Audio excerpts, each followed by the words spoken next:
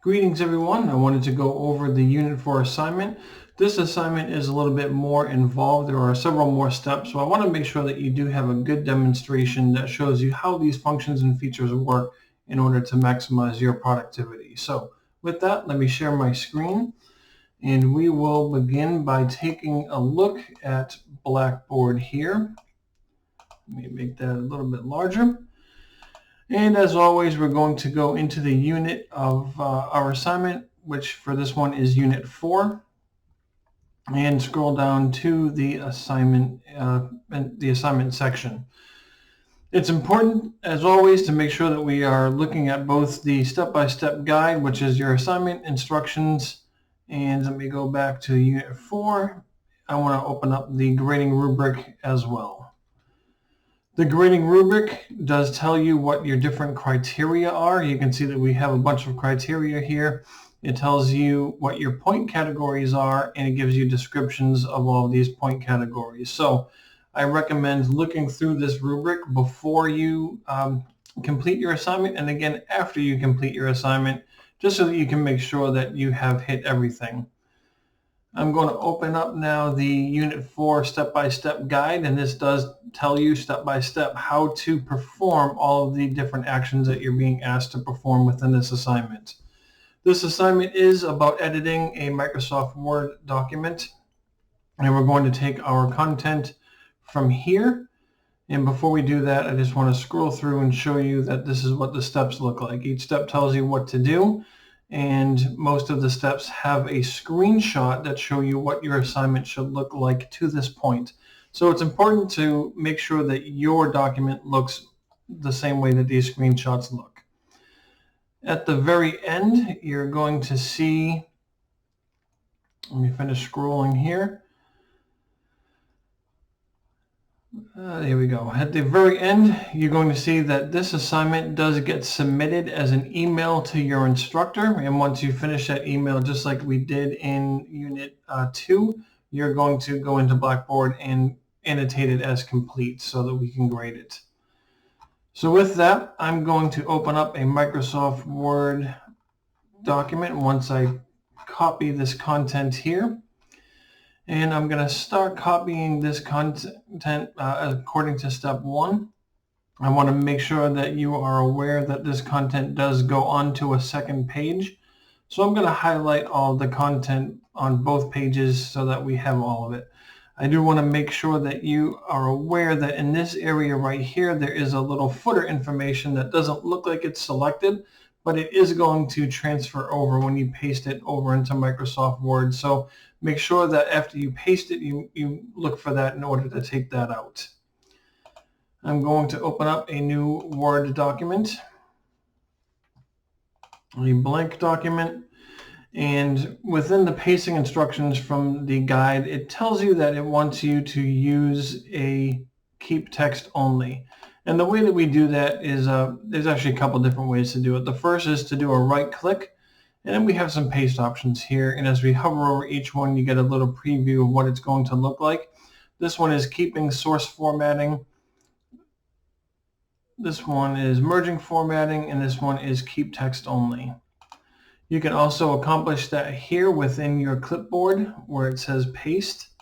You can click the down arrow and you have the same 3 options. Keeping text only is what the assignment wants you to do. And it's not the end of the world if you select the wrong paste option. We just had to work through it a little bit more. So what I'm going to do is actually undo that. And I'm just going to press Control V on my keyboard because that is how a lot of people paste. And from previous terms, students have told me that even if they try to paste it the way that the instructions say to paste it, their content is still coming up this way. I'm not really sure what is causing this issue, but I want to make sure that you are able to troubleshoot this issue and to navigate around it in order to complete your assignment the way that it's supposed to be completed. So it's going to require a couple of extra steps, but that's okay because we can definitely work around that and still make it look the way that it's supposed to look. I'm going to move the instructions over to the other window so that I can see them. And we'll start going through these steps here. Let me just get to a page where it organizes data the way that we want it to. So the first one is going to be, the first line is to all students. The next one is from. So I'm just going to put my cursor right before the word from and press enter. That will move it to the next line. And the line after that is the date line. So I'm going to put my cursor right before the word date and press enter. The next one is the subject line. I'm going to do the same thing there. And you can see obviously that we do have a couple extra steps, but if your content does paste this way, you can also see that we do have a workaround. The next line is starting with as a student at post-university. The next line from there is starting a selection of, which is right here. And I'm going through this rather quickly because it's just a video for you, so you can pause and go back as needed. And then our next line is starting here. And I'm actually going to keep some of this intact so that I can show you how to make a bulleted list in a very easy format or a very easy way later on. And let me pick our last line, which is if you have any questions. And then we can see here that this is our footer information that is copying over, even though it doesn't look like it was. So counseling center, it's a safe place to talk to trained professionals. So our footer information is all of this right here, which is what we want to delete. So this is basically how your document should look. If you did keep text only, these will be in 4 different lines, and that's fine, and we'll get to that as we progress a little bit more. So the first thing that we're going to do with step 3 now is starting to work on line spacing. And line spacing is the amount of space in between each line, as you can see here. Paragraph spacing is the amount of space in between each paragraph. Lines are the space in between each line. So you can see here that we have a different type, a different sized line spacing within our paragraph than we do with the lines in between paragraphs. So in this case, because each line doesn't actually go on to the next line, it is still a paragraph and there's different spacing in between. As you can see, it's fairly consistent with that space here and that space here. In order to edit and reformat your line spacing, you can just click on the line that you want to format. And then up here in your tabs, you can go to the Layout tab. And then we can go into the Paragraph command group, which is right up here. And we can see there's a couple of different options within our quick reference. We have the indent and we have the spacing. We have spacing before, which if I were to increase that, you're going to see add spacing before this line. Let me bring that back to 0. And we also have spacing after, which increases spacing after that line, or increases or decreases depending on what options you choose. I'm going to increase here. So as I go up, it increases more space after this line. For this one, we want a line spacing of 0. So all I have to do is use these little arrows here in order to select 0. We can also select that line and type to replace that 8 with the 0 there. That will do the same thing. And we want all 3 of these lines to be formatted with a line spacing after of 0. So I can actually select these 3 lines and apply this all to them all at one time by going to my Paragraph command group, spacing after, and 0. So let me show you that one more time right from the beginning. The easiest way, now that we've covered the different ways to do it, is to select all 3 lines and then go to a line spacing of 0. For the subject line, we're going to go to a line spacing of 30. You do not have to have this all highlighted. You can if you want to.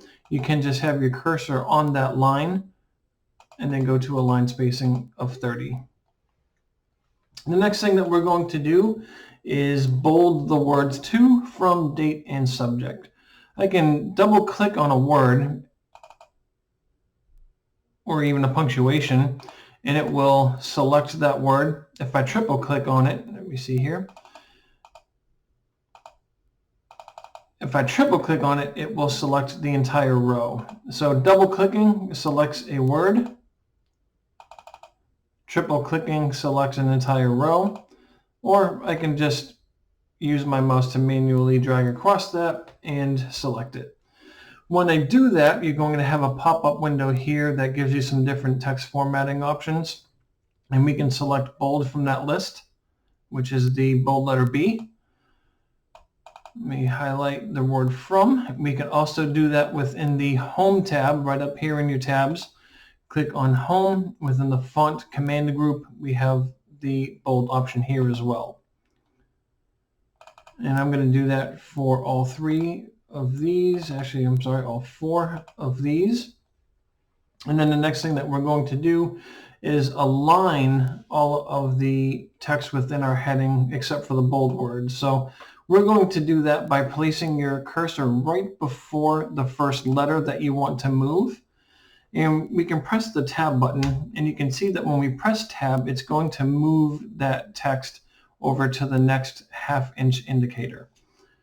If I press it twice, it's going to move it over again to the next half-inch. I'm going to do that with the next line as well. Pressing tab one time is going to move it over to the half-inch indicator. And I'm going to move it over to 1 inch. Do the same thing with the date tab.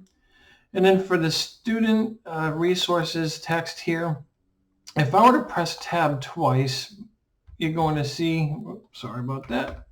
Let me go back and put it right before the S. You're going to see that it moves it over just a little bit further. And that is because where it is right now is just over the half-inch mark here. So every time we press tab, it's moving it over to the next half-inch mark. So I only need to press tab one time for that. Now we have a fairly clean appearance here. It looks a lot better. It communicates a lot better. And we can move on to the next section, which is to create a alignment of justify. When we talk about alignment for a paragraph, we're talking about how the text aligns with the margins of the paper, and most specifically how it aligns with the left and right margins. Right now we can see that we are aligned to the left, and within the paragraph command group we have a little box around our left align. If I were to click on center, it would be on center align. That is a right align, and that is justified. So you can select the entire paragraph if you want. You don't have to. It's going to align the entire paragraph when you reformat it this way.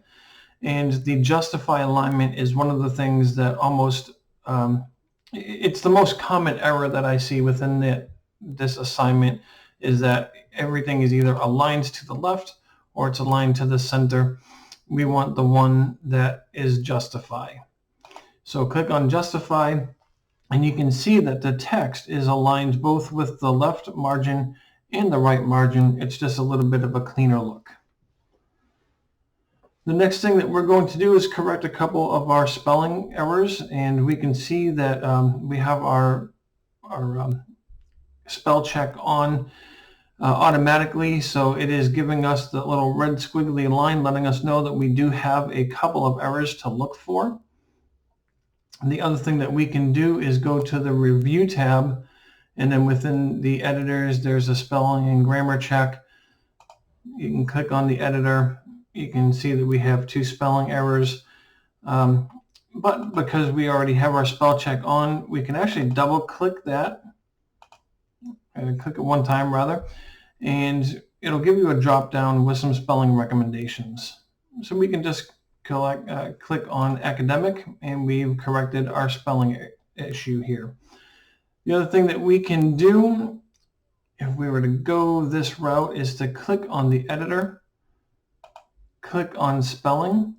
It's going to let us know that the word available is not spelled correctly, and it's going to tell us to consider these other alternatives. So I'm going to click on that, And now our editing score is 100%, and we have fixed all of our spelling issues. So there are a couple different ways, as you saw, that we can do the spell check. From here, we're going to create a bulleted list, and we're going to do that by starting with the first line that we want to create as a bullet point, and that is with the Student Online Assistant resource, which is career resources for you. And it's important that you actually look through these bullet lists and understand what resources are available to you at post-university, because these resources can be extremely helpful for you. So in order to create a bulleted list, we put our cursor right before the first letter that we want to create the bullet for. Go to the Home tab, and in the paragraph command group, we can see a couple options here above our alignments.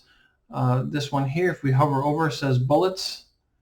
This one says numbering, and this one is a multi-level list. We're just going to select bullets. I can click the down arrow, and these are the different types of bullets that I can choose from, and when I hover over them, it'll give me a preview of what they look like. For this assignment, we're just going to pick the circle bullet, and now we have a bulleted list. So when I go to the next bullet, which is the Center for Academic Success, I put my cursor right before the T and the, press enter, and it's automatically going to format the next bullet for me. The third one is the Troreg Library, and the fourth one is the Counseling Center. And again, these right here are all very important resources that I want to make sure that all students are aware of. And as we get into the Unit 7 assignment with PowerPoint, we'll actually see some more details about what all of these resources do for you, but it's important for you to know that they are here for you. And with that, that pretty much concludes what we need to do for this assignment. And let me just scroll through the instructions and make sure that I did not miss anything.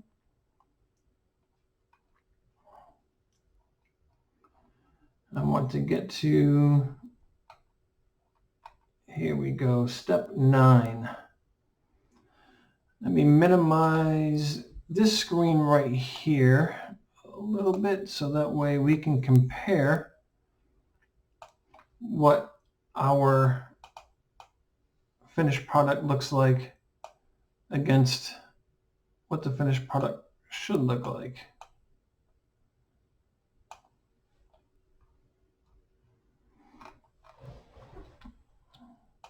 Let me see if I can actually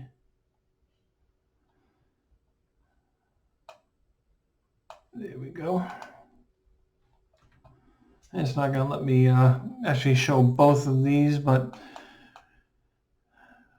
we can see here exactly what the finished product should look like. And you can see most of my my Word document here. Let me click that, maybe make it a little bit larger, and we get a pretty good idea of what we're supposed to be doing here. So these words are bolded here on the left. These words are all aligned perfectly. The text here is justified, which means that they are aligning with both the left and the right margin. And we have a new paragraph for a selection of the many resources available to you include. And then underneath that are our 4 bullet points and then our last paragraph. And we can see that we do have all of those things here. And if I click to open the full view, you can see that we have the justify alignment. So according to this, it looks like we are good to go. And the next thing is to save our work. We're going to do that by clicking on File, go to Save As, and I'm going to go to Browse and then go to Desktop. Desktop is where I created the post-university folder for one of the prior sessions. So I'm going to open that folder, and then I'm going to open the CIS 110 folder. This is the way that I recommend that you organize your work within your courses, and then within those courses, organizing them within your units. And you have my 3 naming components that I recommend that you follow, which is the course number, which is CIS 110, the unit number, which is Unit 4, and a descriptor, which for this is the word assignment. And we can see here that that aligns with all of our other naming conventions with the course number, unit number, and a descriptor. And that way, if you ever need to search for something in particular, you have a good idea of how to be able to find it because you name everything accordingly. So I'm going to name it here. I'm going to press save. Now our autosave is on. We can see that it is in a saved status, and anything that we edit from here is going to be saved, but it looks like we don't have any more editing to do. So I'm going to close this out. And our next step is to send this via email. You can access your student email again through your Office 365 area in your student portal. I do have my email open, and I'm going to click on New Mail. This is where I recommend copying and pasting the email address from your instructor. If you go to your course and you Meet the Instructor section, you have the email address of your instructor here. You can copy that, paste it in the two, and then I recommend using something along the lines of Unit 4 assignment, and then put something in the body. It doesn't have to be anything very complex. Just a thank you. And then from here, make sure that you are attaching it, and we're going to do that by clicking on this little paper clip. Click on attach. We're going to browse this computer, and then from here we can go to desktop, our post-university folder, CIS 110, Unit 4 assignment. And we can see that that has been attached. We can press send, and that has sent that email out. Now, in order to complete this assignment, just like we did in Unit 2, we have to annotate it as complete within Blackboard. Without you completing that step, Blackboard doesn't know that there's anything for me to grade. So you have to let, and that's the email coming in right now that I just sent myself, you have to let Blackboard know that there's something for you to grade. So we're going to go to Unit 4. We're going to go down to the Unit 4 assignment area, click on the heading for Unit 4 assignment. And then in here, we're just going to write the word complete. And then we're going to submit. It says that the assignment is blank and there are no files are attached. Do you still want to submit the assignment? You can press OK because you do want to submit it, because you did attach it in your email. And then from here, we can see that we have completed the assignment. You can press OK. You can go to My Grades and see that we do have it in here for grading. You can also go back to the Unit 4 page, click on the Unit 4 assignment, and see again that we do have it set as complete. If you do need to start a new attempt, you can just press on Start New, and that will bring you right back to your assignment upload area.